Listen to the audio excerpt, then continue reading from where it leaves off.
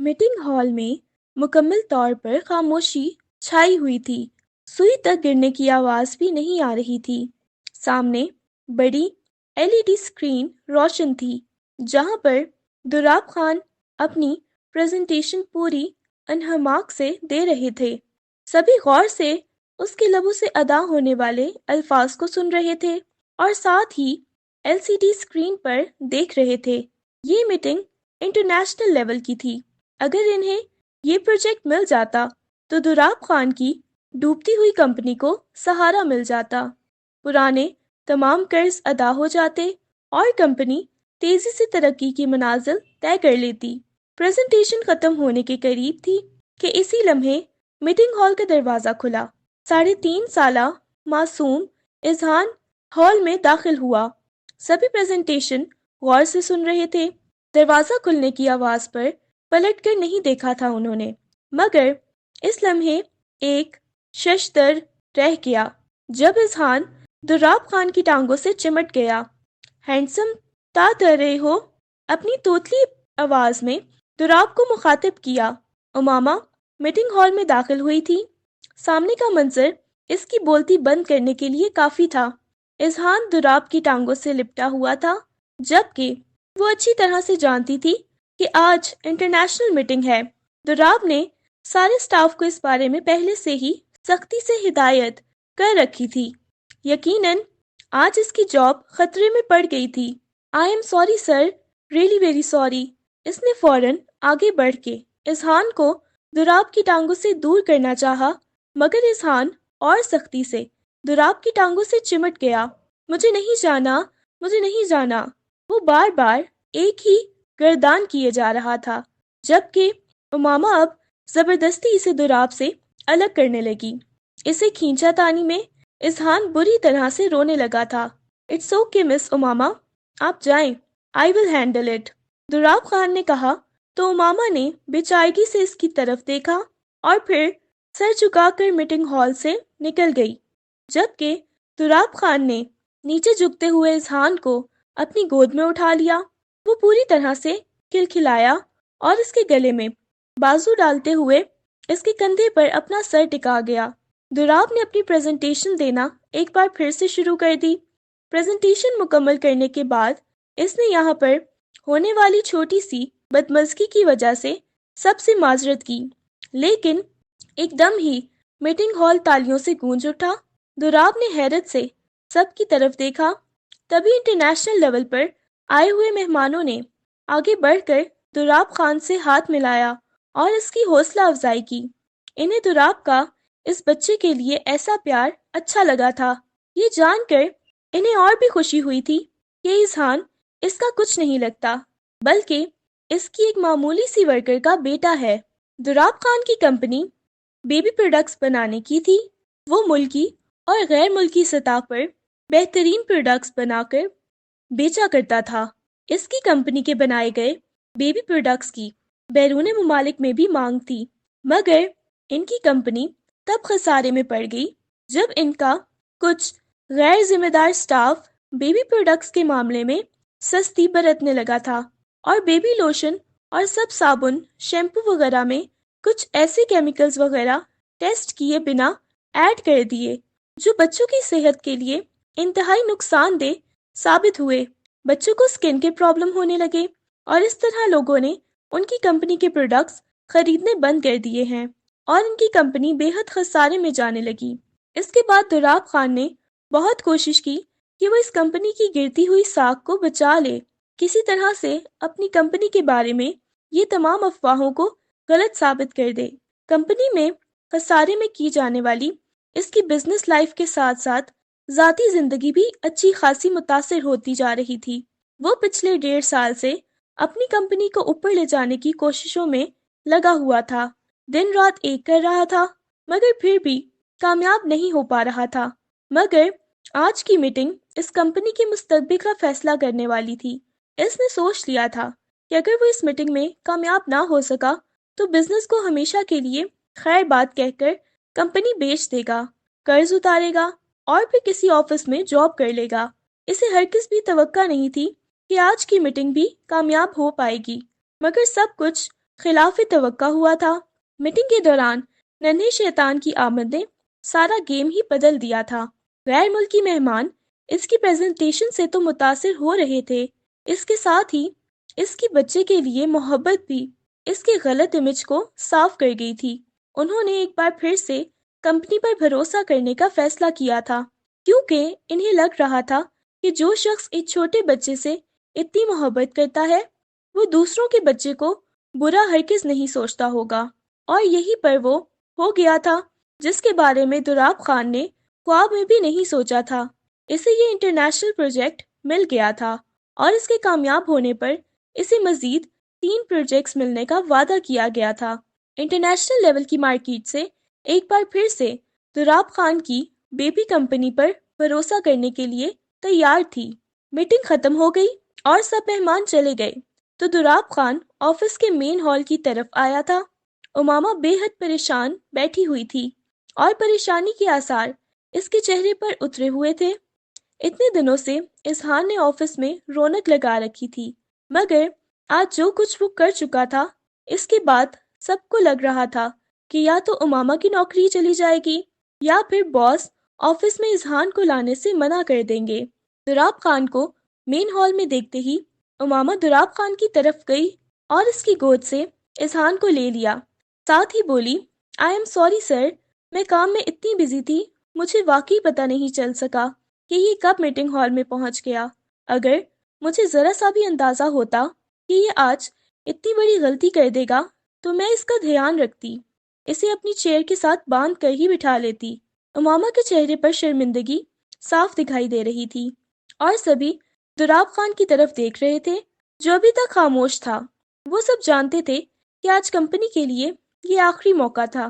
سبھی دل سے دعا گو تھے کہ کمپنی کا مستقبل سنور جائے، مگر کسی کو اب 1% بھی امید نہیں رہی تھی کہ یہ میٹنگ کامیاب ہوئی ہوگی۔ اسی وقت دوراب خان نے زور سے کہکہا لگایا۔ سب نے حیرت سے اس کی طرف دیکھا۔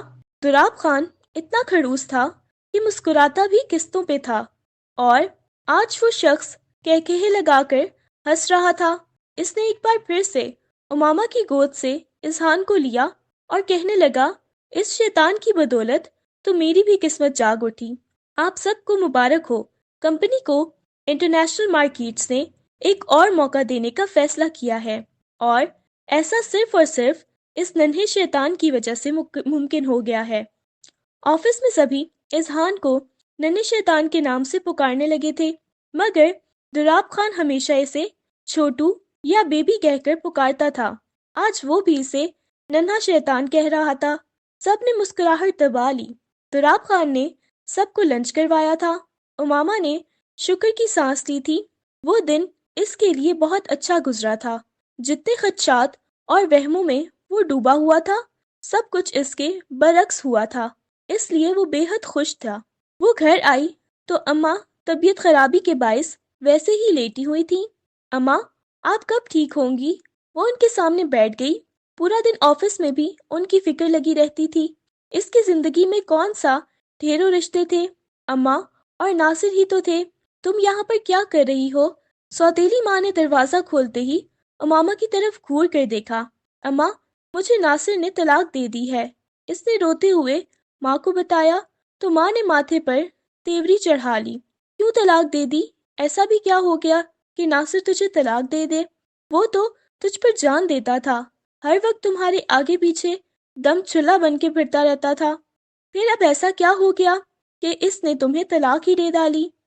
اماں بڑے انداز میں اس سے تفتیش کر رہی تھی، مگر وہ کچھ بھی کہنے سے قاصر تھی۔ اماں، میں نہیں جانتی ایسا کیا ہوا، مگر ایک دن اچانک ہی ناصر میرے پاس آئے، میرے ساتھ لڑنے جھگڑنے لگے، اور اس کے ساتھ انہوں نے اذہان کو بھی تھپڑ مارا۔ میں اذہان کو بچانے کے لیے آگے بڑھی تو انہوں نے میرے منہ پر بھی تھپڑ مار دیا۔ میں نے کہا، ناصر اتنے غصے میں کیوں ہے؟ اس نے میری ایک نہیں سنی اور مجھے طلاق دے کر گھر سے بھی نکال دیا۔ اس نے روتے ہوئے اپنی کہانی سنائی تھی، مگر جواب میں اسے ہمدردی نہیں ملی تھی، نہ ہی ماں نے گلے لگایا تھا، بلکہ کہنے لگی، ضرور تم نے ہی کچھ ایسا کیا ہے جس کی وجہ سے اس نے تمہیں طلاق دے دی۔ اتنی وہ محبت کرتا تھا تم سے، اور مجھے یاد ہے کیسے خاندان بھر سے مخالفت کر کے اس نے تم سے شادی کی تھی۔ اس کی ماں تمہیں بہو نہیں بنانا چاہتی تھی، مگر وہ تھا کہ ضد پر اڑ گیا تھا۔ ضرور تم ہی وجہ ہو اس طلاق کے پیچھے۔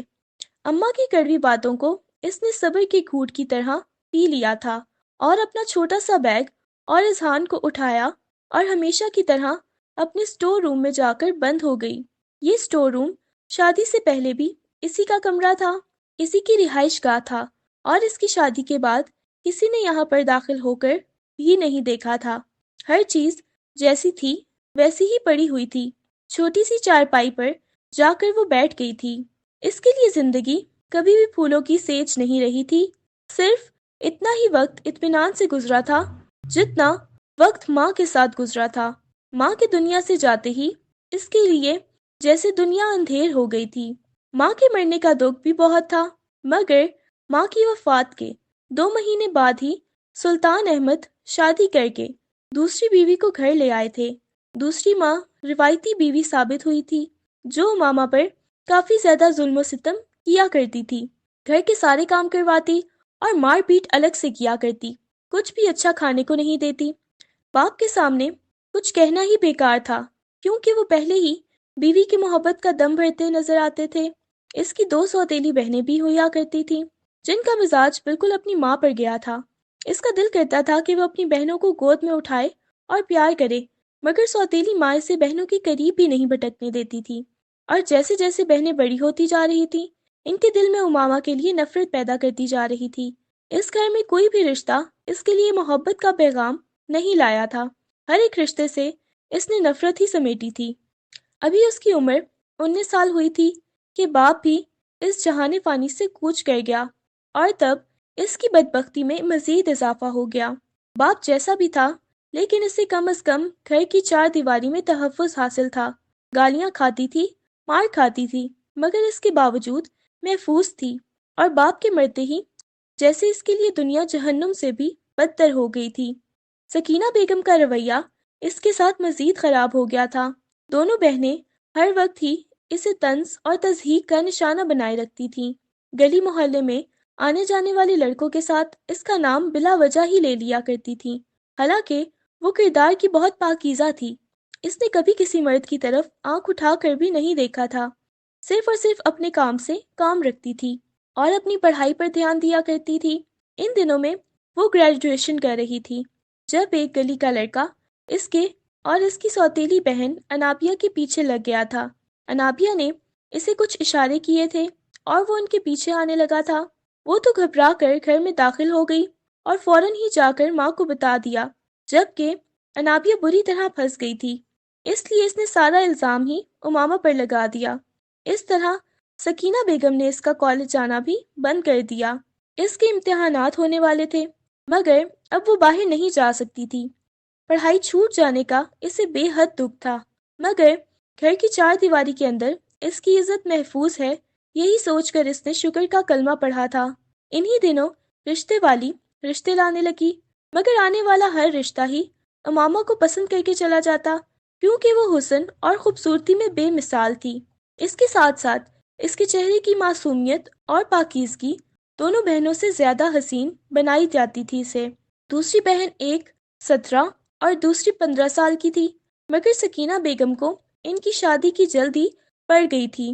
اس کے بارے میں انہوں نے نہیں سوچا تھا، مگر جب ہر آنے والے رشتہ ہی اسے ہی پسند کر کے جانے لگا تو رشتے والی عورت نے مشورہ دیا کہ بہن پہلے اس کی شادی کر دو، جیسے تیسے اس کے فرض کو ادا کرو، اس کے بعد اچھے اچھے رشتے لاؤں گی، اور گھر میں 2 ہی تو تمہاری بیٹیاں ہیں، جس کو بھی پسند کریں اس کے نصیب کھل جائیں گے۔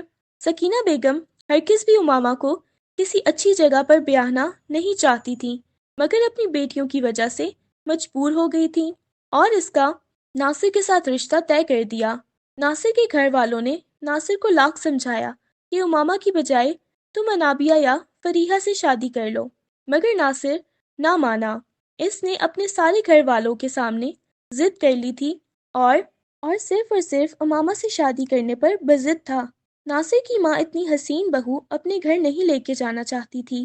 اس کا یہی ماننا تھا کہ اگر وہ حسین بہو کو گھر لے کر جائے گی تو ان کا بیٹا ہاتھوں سے نکل جائے گا۔ مگر ناصر اپنی ضد پر اڑ گیا تھا اور اس نے امامہ سے شادی کر کے ہی دم لیا تھا۔ زندگی کتنی خوشگوار تھی۔ ناصر کی محبت پا کر وہ سارے غم بھول گئی تھی، ہواؤں میں اڑتی پھرتی تھی۔ اس نے کبھی سوچا بھی نہیں تھا کہ شوہر اتنی محبت کرنے والا مل جائے گا۔ قدرت کا ایک دم سے اس پر اتنا مہربان ہو کر سارے دکھوں کو جیسے ازالہ ہو گیا تھا، مگر وہ نہیں جانتی تھی کہ اس کی قسمت میں تو صرف آزمائشیں ہی لکھی ہوئی ہیں۔ اچانک ہی ناصر کا رویہ اس کے ساتھ بہت بدلنے لگا تھا۔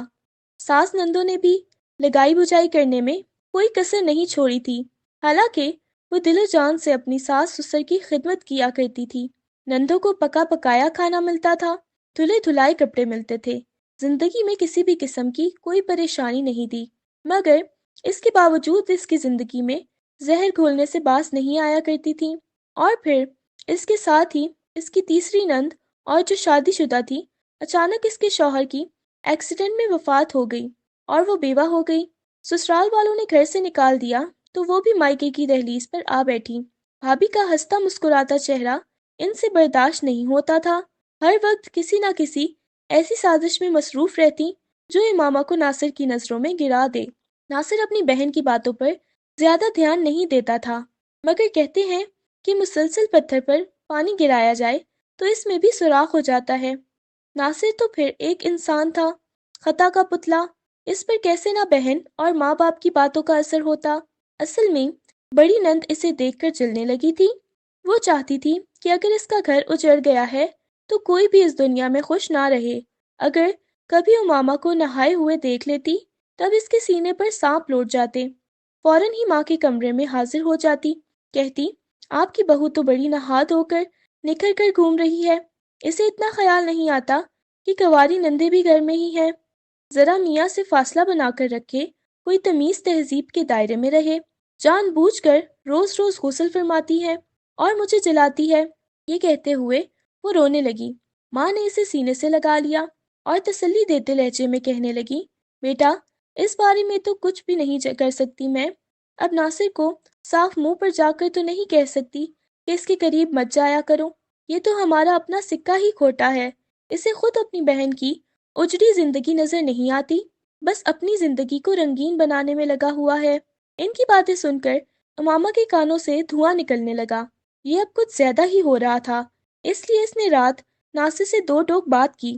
کہنے لگی، میرے نہانے دھونے سے آپ کی بہنوں کو اعتراض ہے، اس معاملے میں آپ کی ماں بھی بہت بے بس دکھائی دیتی ہیں، الٹا کہتی ہیں کہ میں ناصر کو اس کی بیوی کے قریب جانے سے نہیں روک سکتی۔ یہ کچھ زیادہ ہی پرسنل ہو رہا ہے، ہماری ذاتی معاملات ہیں، ہم کب نہانا دھونا کرتے ہیں کب نہیں کرتے، آپ اپنی ماں اور بہنوں سے کہہ دیجئے کہ وہ ہمارے ان معاملات میں تو کم از کم نہ بولا کریں۔ بیوی کی بات سن کر ناصر شرمندہ ہو گیا تھا، ماں بہنوں سے اسے ایسی امید نہیں تھی۔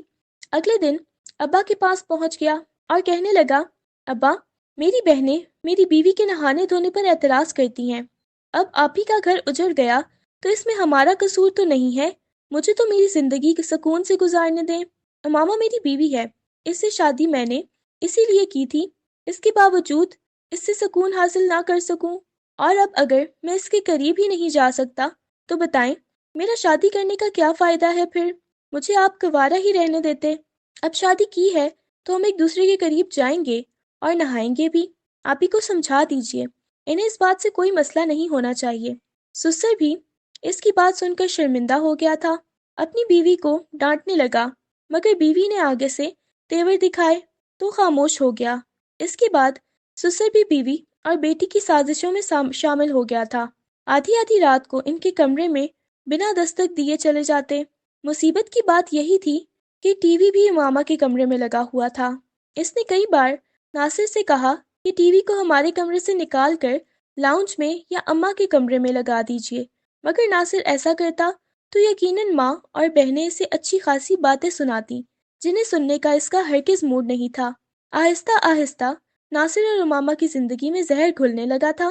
گھر والوں نے مل کر ان دونوں کے بیچ میں ایسی دوریاں پیدا کر دی تھی کہ امامہ چاہتے ہوئے بھی ان دوریوں کو ختم نہیں کر پا رہی تھی۔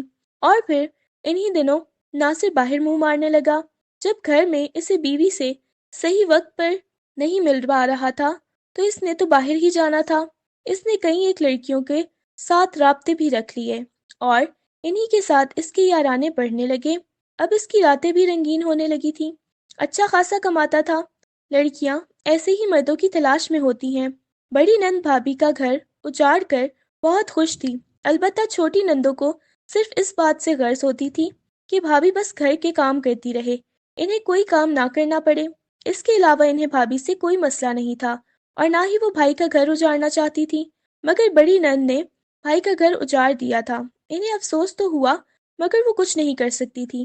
امامہ ناصر کی شکایت لے کر ساس سسر کے پاس پہنچی تو انہوں نے بھی منہ موڑ لیا، کہنے لگے پہلے اسے ہمارے خلاف بھڑکاتی رہی اور اب جب وہ اس اپنے ہاتھ سے نکل رہا ہے تو ہمارے پاس شکایت لے کر آ گئی۔ چلو جاؤ یہاں سے، ہم کچھ نہیں کر سکتے اس معاملے میں۔ جو عورت خود اپنے شوہر کو قابو نہ رکھ سکتی، اسے دوسروں سے شکایت کرنے کا کوئی حق نہیں ہوتا۔ اس کی بات سن کر امامہ حیران ہو کر رہ گئی۔ ان کی طرف دیکھا تھا کہ ان کا بیٹا غلط راستے پر چل نکلا تھا، اپنے ہاتھوں سے اپنا گھر اجاڑ رہا تھا، مگر انہیں کوئی فرق ہی نہیں پڑ رہا تھا۔ اس نے حالات کو سدھارنے کی ہر ممکن کوشش کی مگر ناصر نہ سدھر سکا۔ اس نے باہر اپنی ایک کلیگ سے نکاح کر لیا اور زیادہ وقت وہیں پر گزارنے لگا۔ ایک دن وہ نشے کی حالت میں دھت گھر پہنچا تو امامہ کو بھی غصہ آ گیا، کہنے لگی کیا یہ کم تھا؟ کیا آپ نے باہر دوستیاں کر رکھی تھی، نکاح کر لیا تھا، اب آپ نے شراب پینا شروع کر دی ہے؟ ناصر نے اس کے منہ پر ایک تھپڑ مارا۔ ناصر کو تو اپنی اکلوتی اولاد کا بھی خیال نہیں رہا تھا جس کے پیدا ہونے پر اس نے اتنی خوشیاں منائی تھیں، پورے محلے میں مٹھائی بانٹی تھی۔ اس نے امامہ کے ساتھ لڑنا جھگڑنا شروع کر دیا تو 2 سالہ اذہان فوراً دونوں کے درمیان میں آ گیا۔ اپنی توتلی زبان میں بولا بابا ماما کو مت ڈانٹیں، اور یہی بات غضب ثابت ہوئی۔ اس نے اذہان کے منہ پر تھپڑ دے مارا۔ امامہ سے برداشت نہ ہوا تو اس نے اذہان کو چھڑوانا چاہا اور تب ناصر نے اسے تھپڑ مارتے ہوئے طلاق کے 3 الفاظ بول دیے تھے۔ ایک مرد کتنی آسانی سے ایک عورت کی پوری زندگی تباہ کر دیتا ہے۔ 3 لفظوں کا یہ حق جو قدرت نے اسے دے رکھا ہے، اس کا استعمال کتنے غلط وقت پر اور موقع پر کرتا ہے، عورت کو دبانے کے لیے، اس کے گھر والوں کو دبانے کے لیے، اپنی ہر جائز ناجائز بات منوانے کے لیے۔ وہ اسی حق کو تلوار بنا کر عورت کے گلے پر رکھ دیتا ہے۔ آج ناصر نے بھی وہی حق استعمال کر لیا تھا اور امامہ کا گلا کاٹ دیا تھا۔ امامہ ساکت کھڑی ہو کر بے یقین نظروں سے ناصر کی طرف دیکھ رہی تھی۔ اسے ابھی بھی یقین نہیں آ رہا تھا کہ ناصر نے اسے طلاق دے دی ہے۔ جب ذہن نے اس بات کو قبول کیا تو اس نے فوراً ہی اپنا بیگ باندھا اور اپنے مائکے چلی آئی تھی۔ طلاق ملنے کے بعد اس کا گھر میں رہنے کا کوئی جواز نہیں بنتا تھا۔ اس نے اپنے چند ضروری کپڑے بیگ میں ڈالے تھے۔ جہیز کے نام پر سوتیلی ماں نے اسے کچھ بھی نہیں دیا تھا، یہ چند جوڑے ہی تھے۔ اذہان کی ضرورت کی کچھ چیزیں اٹھائیں اور بیگ پیک کر کے اذہان کو گود میں اٹھایا، گھر سے باہر نکل آئی تھی۔ ناصر اس کے پیچھے لپکا، وہ اذہان کو اس کی گود سے لینا چاہ رہا تھا۔ تب امامہ نے زور زور سے رونا شروع کر دیا تھا اور کہنے لگی میری زندگی اجاڑ چکے ہو، مجھے برباد کر چکے ہو، کل کو تم اپنی نئی بیوی کے پاس چلے جاؤ گے، میرے بچے کو کس کے آسرے پر چھوڑو گے؟ کیا اپنی ماں اور بہنوں پر اتنا یقین ہے کہ وہ تمہارے بچے کو پالیں گی، اسے کچھ نہیں کہیں گی؟ تب ناصر شرمندگی سے سر جھکا گیا۔ وہ جانتا تھا کہ اس کی ماں اور بہنیں کبھی بھی اس کے بیٹے کی پرورش نہیں کریں گی، نہ ہی اس کا خیال رکھیں گی۔ امامہ کو اس کا جواب مل چکا تھا۔ ناصر کی خاموشی اس کا جواب تھا۔ وہ چپ چاپ بس یہ گھر کبھی اس کا ہوا کرتا تھا جہاں پر خوشیاں راج کرتی تھیں، مگر اب یہ گھر اس کے لیے پرایا ہو چکا تھا۔ اسٹور روم میں اس کی جگہ تھی۔ اسٹور روم میں بھی بیٹھی ہوئی تھی وہ اور اپنے ماضی کو یاد کر رہی تھی۔ یہاں آنے کے بعد پتہ چلا تھا کہ کچھ دنوں بعد فریحہ کی شادی تھی۔ انابیہ کی شادی سکینہ بیگم کر چکی تھی اور اب فریحہ بھی اپنے گھر کی ہونے جا رہی تھی۔ وہ فریحہ کے لیے خوش تھی۔ اس نے شادی کے کاموں میں حصہ لینا چاہا تو سکینہ بیگم نے بخوشی اسے یہ ذمہ داری دے دی تھی، کیونکہ ان کے کام بٹ رہے تھے اور وہ تسلی سے شادی کی دوسری ذمہ داریاں اٹھا سکتی تھیں۔ وہ پورا دن اذہان کو سنبھالنے کے ساتھ ساتھ شادی کے مختلف کام بھی کرتی جا رہی تھی۔ فریحہ کے سارے کپڑے اس نے خود سلائی کیے تھے، گھر کی صفائیاں، چادریں، پردے سلائی کرنا، سب کچھ اس نے خود کیا تھا۔ کئی بار فریحہ کے سسرال والوں کا بھی چکر لگا تھا اور تب اس نے کھانے وغیرہ بھی خود بنائے تھے اور پھر جا کر اسٹور روم میں بند ہو جایا کرتی تھی، کیونکہ سکینہ بیگم کی ہدایت تھی کہ وہ فریحہ کے سسرال والوں کے سامنے نہ آئے، مگر شادی پر کچھ ایسا ہوا تھا کہ فریحہ کے سسرال والوں کی نظر امامہ پر پڑ گئی تھی، اور وہ ناصر کے دور پرے کے جاننے والے بھی تھے۔ جب سارا معاملہ کھلا تو انہوں نے فریحہ کو بیاہ کر لے جانے سے انکار کر دیا۔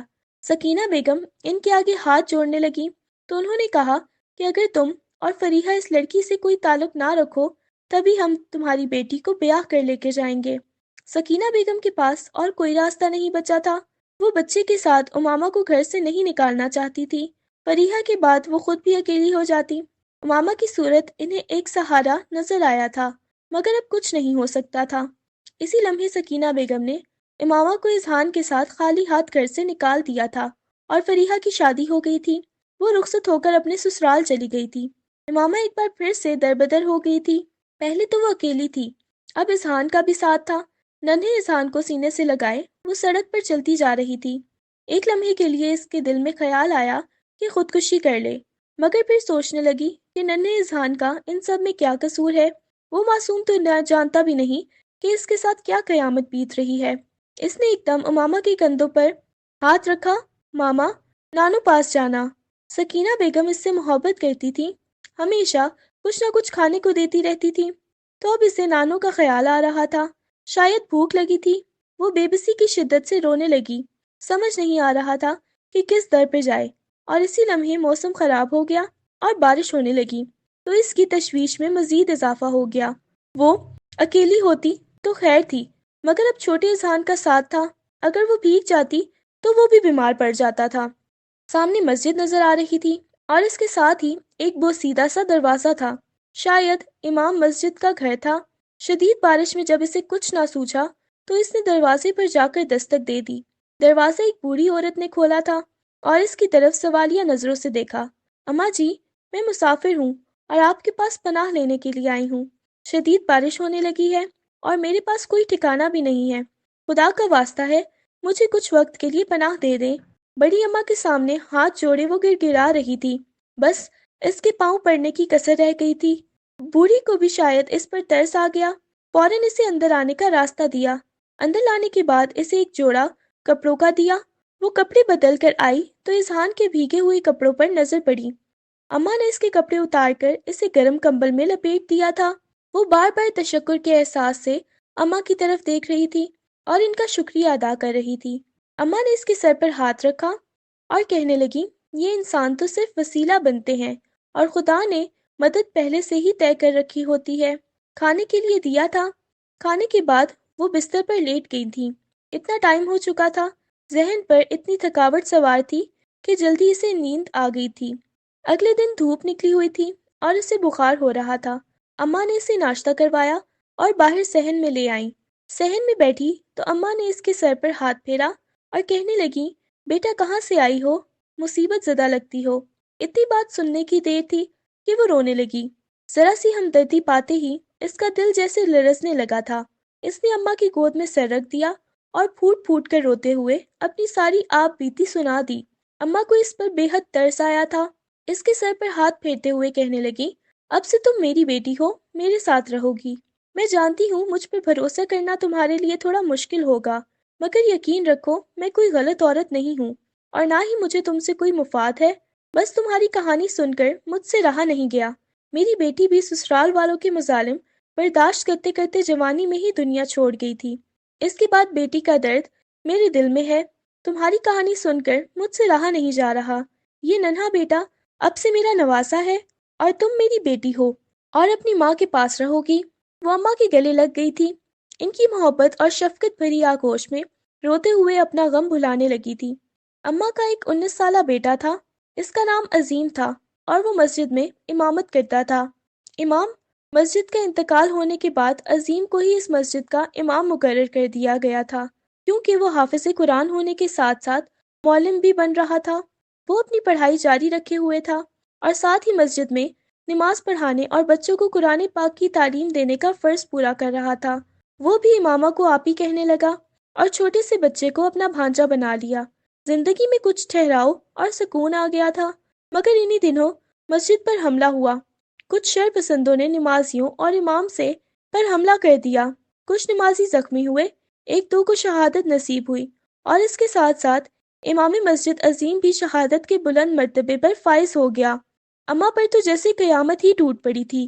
امامہ کو یقین ہی نہیں آ رہا تھا کہ ہنستا مسکراتا اور خوبصورت عظیم اب اس دنیا میں نہیں رہا، جس کے چہرے سے ہی نور کی شعاعیں پھوٹتی تھیں۔ کتنے دن صدمے میں گزر گئے تھے۔ لوگ اماں کے گھر میں کھانا پہنچا جاتے، تعزیت کرتے، مگر آہستہ آہستہ یہ سلسلہ بھی تھم گیا۔ مسجد میں نئے امام صاحب کو بٹھا دیا گیا۔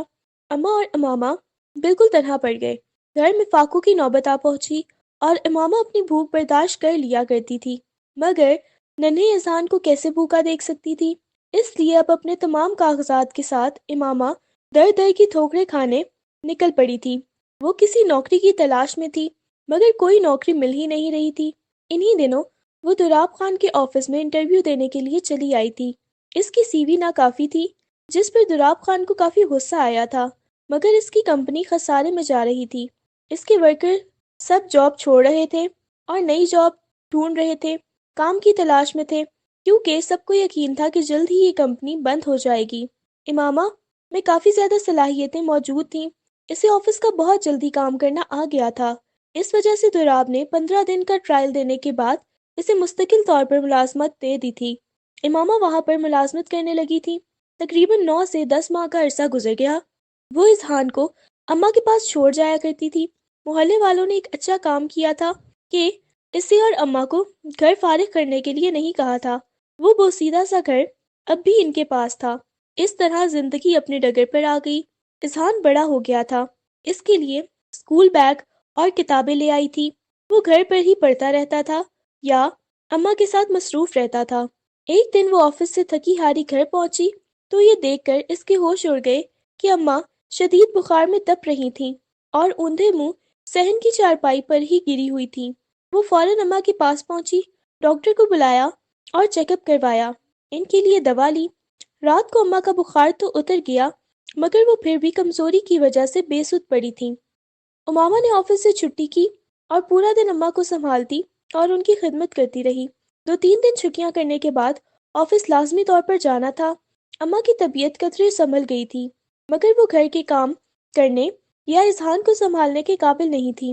اس لیے اذہان کو ہمسائیوں کے پاس چھوڑ کر وہ تھوڑی دیر کے لیے آفس آ گئی تھی، تاکہ دولاب سے اپنا مسئلہ ڈسکس کر سکے، ان کے سامنے اپنی مجبوری رکھ سکے اور اس سے مزید چھٹیاں لے سکے۔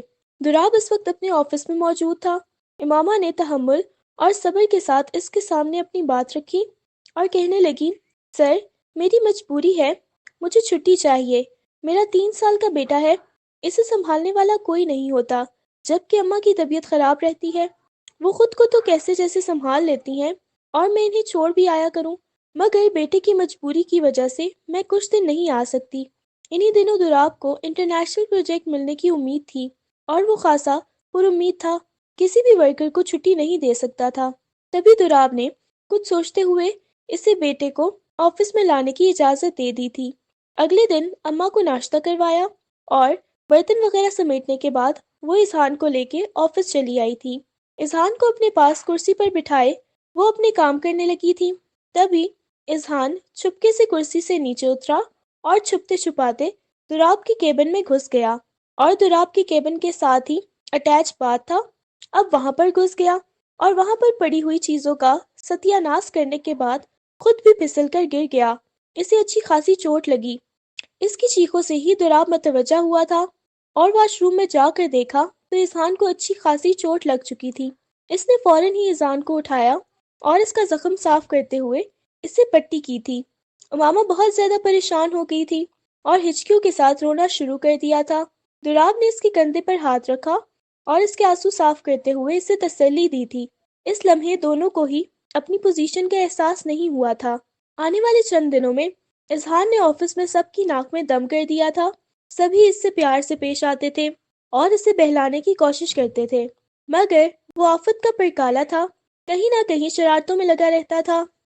زیادہ تر دولاب کے کیبن میں گھس جاتا تھا اور وہاں پر اچھا خاصا نقصان کر کے آیا کرتا تھا۔ امامہ اب ہر بار شرمندہ ہو جاتی، مگر دولاب اسے کچھ نہیں کہتا تھا۔ ادھر دولاب کی اپنی بھی شادی ہوئی تھی اور اس کی بیوی حاملہ تھی، مگر اسے یہ بچہ نہیں چاہیے تھا۔ دولاب نے بہت کوشش کی تھی اسے روکنے کی، مگر اس نے بچہ ضائع کروا کر دم لیا تھا، جس کا غصہ دراب کو اتنا زیادہ آیا تھا کہ اس نے اسی وقت اپنی بیوی کو طلاق دے دی تھی۔ اسے شروع سے ہی بچے بہت زیادہ پسند تھے اور بچوں کی بہت زیادہ خواہش تھی، اور اس نے اپنی بیوی سے یہ بھی کہا تھا کہ اس بچے کو بس ڈیلیور کر دو، اس کے بعد بے شک اس کی دیکھ بھال نہ کرنا، مستقل طور پر کام والی آیا کرے گی، جو بھی مجھ سے ہو سکے گا میں کر لوں گا، لیکن اس بچے کا وہ بوجھ تم پر نہیں ڈالوں گا۔ مگر اس کی بیوی نے اس کی بات پھر بھی نہیں مانی تھی۔ اس کی بیوی کا کہنا تھا کہ کمپنی خسارے میں جا رہی ہے اور ایسے وقت میں وہ لوگ بچہ افورڈ نہیں کر سکتے ہیں۔ بچے کے سوا اس کا اور کوئی چارہ بھی نہیں تھا۔ بچے کے 100 اخراجات ہوتے ہیں، وہ پورے نہیں کر پائیں گے۔ تبھی دراب نے اسے یقین دلایا کہ وہ ہر صورت اپنے بچے کے اخراجات پورے کر لے گا، مگر اس کی بیوی کی نہ ہاں میں نہیں بدلی تھی۔ بیوی کو طلاق دینے کے بعد اس نے عورت ذات پر بھروسہ کرنا ہی چھوڑ دیا اور دوبارہ شادی کا نام تک نہیں لیا تھا۔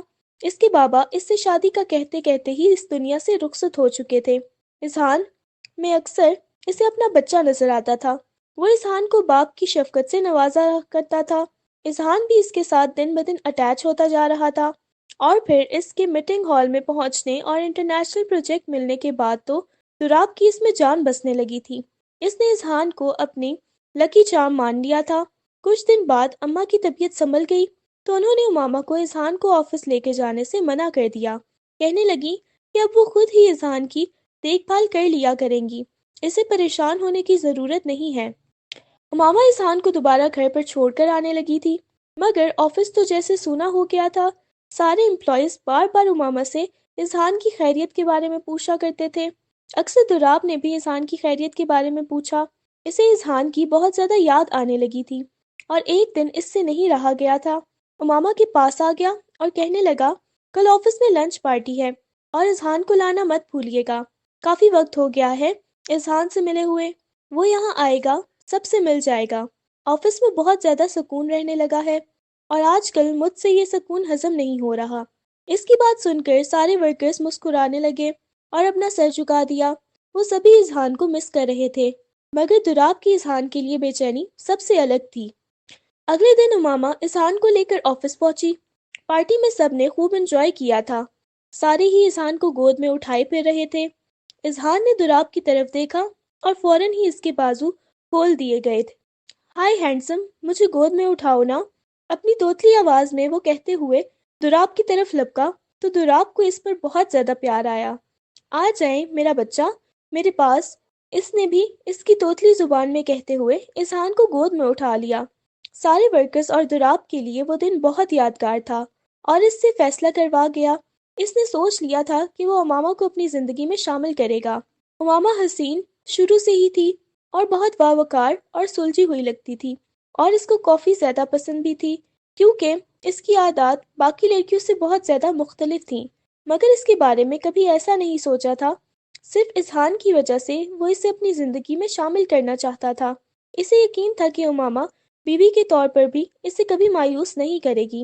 اگلے کچھ دنوں میں اس نے امامہ کی سی وی سے اس کا ایڈریس لیا اور اس کے گھر پہنچ گیا تھا۔ امامہ نے اس دن پورے گھر کی صفائیاں کی تھیں، کپڑے وغیرہ دھوئے تھے اور اب کھانا بنا رہی تھی۔ اس کا حلیہ کافی رف ہو رہا تھا۔ دروازے پر دراب خان کو دیکھ کر وہ چونک گئی تھی۔ فوراً ہی سر پر دوپٹہ سیدھا کیا۔ آپ پہ حلیے پر کافی زیادہ شرمندگی ہو رہی تھی۔ آفس میں کتنے سادہ مگر صاف ستھرے کپڑے پہن کر جایا کرتی تھی، اور اب بال بکھرے ہوئے تھے۔ گیلے ہوئے کپڑے اسے بہت کوفت محسوس ہوئی تھی، مگر دراب خان کو اندر آنے کا راستہ دیا، کمرے میں اماں کے پاس بٹھایا اور کچن میں چائے بنانے کے لیے چلی آئی۔ اسے سمجھ نہیں آ رہا تھا کہ دراب گھر پر کیوں آیا ہے۔ اسی وقت دراب نے اذہان کے بارے میں پوچھا۔ اذہان کمرے میں سو رہا تھا۔ امامہ نے اسے جگا کر لے آئی اور اسے دراب کے پاس بٹھا دیا۔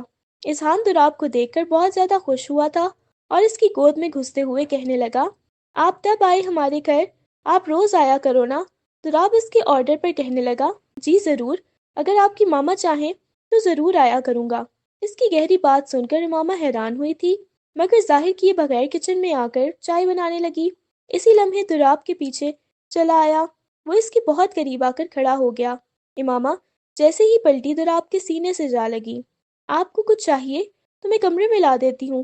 دراب نے گہری نظر اس پر ڈالی اور کہنے لگا، مجھے تم چاہیے ہو، کیا مل سکتی ہو؟ امامہ کی آنکھیں حیرت سے پھیل گئی تھیں، سمجھ نہیں آ رہی تھی کہ دراب کی اس بات کا کیا جواب دے۔ شاید وہ سمجھ کر سمجھنا نہیں چاہتی تھی۔ سر آپ پلیز اماں کے پاس جا کر بیٹھیے، میں ابھی وہیں آتی ہوں۔ اسے جب کچھ اور نہ سوچا تو یہ بات کر دی۔ دراب نے آگے ہوتے ہوئے اس کے دونوں ہاتھ تھام لیے اور کہنے لگا، امامہ میں تم سے یہ وعدہ نہیں کرتا کہ تمہیں ستاروں کے جہاں میں لے کر جاؤں گا یا تمہارے قدموں میں پھول بچھا دوں گا، مگر میں تم سے وعدہ کرتا ہوں تو تم پر آنچ نہیں آنے دوں گا، تم دونوں کا بے حد خیال رکھوں گا۔ اگر تم میری زندگی میں شامل ہو جاؤ گی، تم سے محبت کرنے کے لیے پوری کوشش کروں گا اور اذہان کو باپ بن کر پالوں گا، لیکن اگر تم مجھ سے شادی کرنے سے بھی انکار کرتی ہو تب بھی میں تمہارے فیصلے کا پورا احترام کروں گا۔ مجھے تمہاری رضامندی چاہیے، کیا میں اماں سے تمہارے رشتے کے بارے میں بات کر لوں؟ دراب کے ہاتھوں میں موجود امامہ کے ہاتھ کپ کپانے لگے تھے، ماتھے پر پسینے کی بوندیں نمودار ہو رہی تھیں، لب کپ کپا رہے تھے۔ اس نے اپنا ہاتھ چھڑوایا اور کہنے لگی، آپ اماں سے جا کر بات کر لیجئے، وہ جیسا بہتر سمجھیں گی فیصلہ کر لیں گی۔ دراب گہری نظر اس پر ڈالتا ہوا اماں کے پاس واپس آ کر بیٹھ گیا اور طریقے سے اپنی اور امامہ کے رشتے کی بات کر دی۔ اماں نے سوچنے کے لیے کچھ وقت مانگ لیا تھا۔ امامہ سے اس کے باس کے بہت قصے سن رکھے تھے، مگر اس کی رضامندی سے ہی فیصلہ کرنا چاہتی تھی۔ دراب انہیں ایک اچھا انسان لگا تھا۔ دراب کے جانے کے بعد اماں کہنے لگی، امامہ میں نے تمہاری زندگی میں کوئی فیصلہ کیا ہی نہیں۔ کہنے لگی، دیکھو بیٹا، میں نہیں جانتی میری کتنی زندگی ہے اور کتنی نہیں۔ میں چاہتی ہوں کہ تم شادی کر لو اور اپنی زندگی میں آگے بڑھ جاؤ۔ ضروری نہیں ہے کہ تقدیر نے جو ایک بار تمہارے ساتھ کیا وہ ہی ہمیشہ کرے گی۔ اعتبار کرنا مشکل ہے بیٹا، اعتبار کر لو، مگر تو ہی اذہان کو اس کے باپ کا پیار مل پائے گا۔ میں نے اس لڑکی کی آنکھوں میں اذہان کے لیے سچا پیار دیکھا ہے، وہ تمہارے بیٹے کو اپنی اولاد سے بڑھ کر رکھے گا۔ امامہ کے لیے دوبارہ کسی مرد پر اعتبار کرنا بہت زیادہ مشکل تھا، مگر بیٹے کا مستقبل اس کی آنکھوں کے سامنے تھا۔ وہ جانتی تھی کہ وہ سنگل مدر بن کر اپنے بیٹے کو نہیں پال سکتی۔ آج اذہان چھوٹا تھا اس لیے خاموش رہتا تھا، مگر کل کو بڑا ہوتا اپنے باپ کے بارے میں سوال کرتا تو وہ اسے کیا جواب دیتی؟ اسے یہ فیصلہ بہت زیادہ سوچ سمجھ کر کرنا تھا، کیونکہ یہ فیصلہ آئندہ اذہان کی زندگی پر بھی اثر انداز ہوتا۔ امامہ نے دراب خان کو اپنا ماضی بتانے کا فیصلہ کر لیا تھا۔ اس نے ماضی کا حرف بہ حرف دراب خان کو بتا دیا۔ وہ رو پڑی تھی اور اپنی خواہشات کا اظہار کیا تھا۔ دراب نے ساری بات سننے کے بعد یہی کہا تھا کہ امامہ کی ماضی سے اسے کوئی لینا دینا نہیں ہے، وہ اب بھی اس سے شادی کرنا چاہتا ہے۔ بہت زیادہ سوچنے سمجھنے کے بعد اس نے دراب خان کے لیے ہاں کر دی تھی اور اس کے ساتھ ہی شادی کرنے اور اپنی باقی زندگی گزارنے کے لیے خود کو تیار کر چکی تھی۔ تھوڑے عرصے میں اس کی شادی ہو گئی اور دراب خان کے ساتھ ایک خوشحال زندگی گزارنے لگی، اور اذہان تو سب سے زیادہ خوش تھا جسے باپ مل گیا تھا۔ تھوڑے عرصے بعد ناصر دراب خان کی کمپنی میں انٹرویو دینے کے لیے آیا۔ اتفاقاً امامہ بھی اس وقت وہیں پر موجود تھی۔ امامہ کو دیکھتے ہوئے اس کے پیروں میں گر گیا اور رو رو کر معافی مانگنے لگا۔ امامہ چڑ گئی تھی اور اپنا منہ موڑ لیا۔ اذہان کو دراب خان کی گود میں دیکھ کر ناصر گود میں اٹھانا چاہ رہا تھا، مگر دراب خان نے ہاتھ اٹھا کر اسے منع کر دیا تھا، اور دراب خان کی طاقت سے وہ بخوبی واقف تھا، اس لیے خاموشی سے پیچھے مڑا اور آفس سے نکلتا چلا گیا۔ امامہ کو کھونے کے بعد وہ بے حد پچھتایا تھا اور اسے گلی گلی ڈھونڈا تھا، مگر وہ کہیں نہیں ملی تھی، اور اب تک وہ پچھتاوے میں جی رہا تھا۔ ابھی امامہ کو اور اپنے بیٹے کو ایک اچھی زندگی گزارتے دیکھ کر اسے سکون تو آ گیا تھا، مگر پچھتاوے کا احساس اس کی جان نہیں چھوڑتا تھا، اور وہ جانتا تھا کہ یہ پچھتاوا اس کے ساتھ زندگی بھر رہنے والا ہے۔